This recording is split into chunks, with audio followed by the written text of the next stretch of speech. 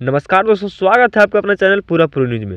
तो दोस्तों, आज हम बात करने वाले हैं भोजपुरी के दोनों शेरों के बारे में, यानी कि पावर स्टार पवन सिंह जी और दबंग स्टार खेसारी लाल यादव जी के बारे में।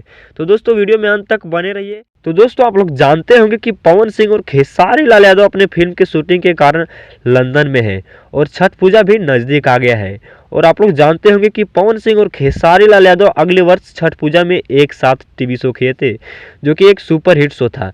तो दोस्तों, आप लोग को बता दूं कि अगले साल की तरह फिर से एक बार दोनों शेर एक साथ टीवी शो करने जा रहे हैं, और वो भी लंदन में।